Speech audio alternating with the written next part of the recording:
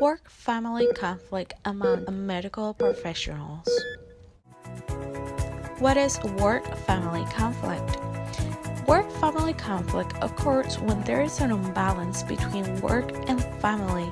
This conflict can be in two ways: work-family conflict or family-work conflict. Work-family conflict exists due to the demands placed by the career. Also, people had to place their career in front of their families, causing conflict to arise at home. This means that people miss work to be with their families. Family work conflict occurs when the pressure for the family and work domains are mutually incompatible, and as a result, participation in the work role is made more difficult by the virtue of participation in the family role. However, there's people missing important events because they had to work longer hours or they had to make up work. The demographics of the workforce has changed.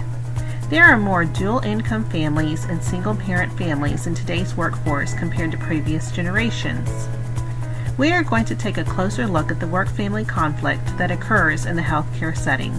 Jeffrey Greenhouse and Nicholas Butel looked at this topic a few decades ago. There are three types of work-family conflict. Time-based work-family conflict. It is difficult to participate in one role if you have a commitment to another role. One may feel the pressure to participate in dual roles both at work and family at the same time. Employees may be asked to prioritize their time. They may also reflect on how they spend their time during the workday and their needs at home. Some employees may request time off to attend family needs over work obligations. Strain-based work-family conflict. It can be seen as an increase in workload or an increase in demands. For example, in a given shift for a medical professional which ranges from 10 to 12 hours a day, the number of patients varies daily. An increase in the number of patients can be seen as a strain for an employee. This healthcare employee is still expected to assist with all patients assigned to their schedule, or a strain can occur when an employee actively participates in family events outside of work. It can place a productivity strain in the work environment for others. Coverage may be needed, and medical staff may feel that they have a shortage of personnel for the day because an employee took time off. Finally, behavior work-family conflict. In this type of work-family conflict, a behavior that is effective in one role, for example, an authoritative style, is inappropriately applied to other role, reducing one's effectiveness in the other role. Healthcare professionals must change their attitude or behavior for patient safety. Other external stressors that cause work conflict include competing demands and schedules. The healthcare system is evolving. Hospitals have undergone restructuring and downsizing. There are also a number of other factors that cause work-family conflict, including heavy workload, long hours, interruption of family life, training issues, supervising activities of other personnel, and keeping up to date with medical knowledge. Frontline nurse manager. Nurse managers are the front line when it comes to dealing with their staff, doctors, patients, and the families and friends of patients. They have to be caring, nurturing, and sympathetic to the needs of others. They have a tough role, and if they have a family at home, they have to play this role at work and with the family, and it can be very stressing and overwhelming. They really have to balance the pressures between the family and work domain. There are 5 personality types that influence work-family conflict on nurses. The first is consciousness. A person in this type of personality tends to carefully plan, are selective, and manage his or her time effectively and efficiently. The second is neuroticism. This characteristic can lead a person to experience more stress, not only in work, but also in the family domain. The third is extroversion. They're more able to adapt to the pressures and changing situations, which minimize the possibilities of conflict among work and family demands. The fourth is agreeableness. They tend to value social harmony and peacefulness, and agreeableness can minimize interpersonal conflict and lead to a low level of the work-family conflict. The fifth is openness to experience, and they are more tolerant in accepting changes, seeking alternative instead of conventional way in problem solving, and they're more creative. Today, there are more roles for the nurse manager, such as administrative management, broader responsibilities for direct patient care, managing staff nurses, leadership and organizational resource management. These items can lead to increased job stress, and they also have high burnout and turnover rates in their role. Nurse managers and leadership competencies. There are actually about 20 in this particular study, but I think some of the most important ones are caring, conflict resolution, inspiring commitment, building effective teams, maintaining focus on patient and customer, and doing whatever it takes. There are many health implications for medical professionals, leading to many things, most commonly suicide, and this definitely has a toll on work-family conflict. An estimated 300 to 400 physicians die by suicide in the U.S.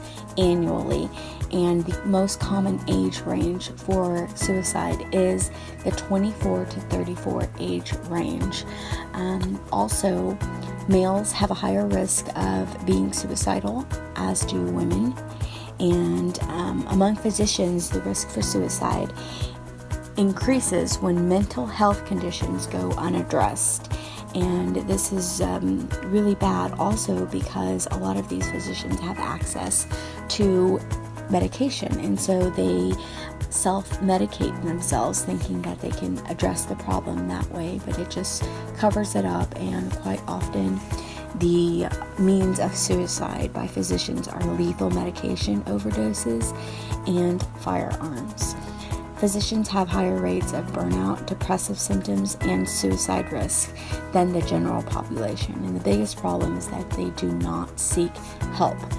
And physicians report several barriers to seeking mental health care, including time constraints and hesitancy to draw attention to their own weaknesses. And a lot of times they're concerned about their reputation. And they find it hard to consult with their fellow colleagues, and also for confidentiality reasons. Drivers of burnout include workload, work inefficiency, lack of autonomy and meaningful work, and work-home conflict. There are many health implications as well as depression, and depression is a major concern for healthcare professionals, and it affects their daily function both at home and at work.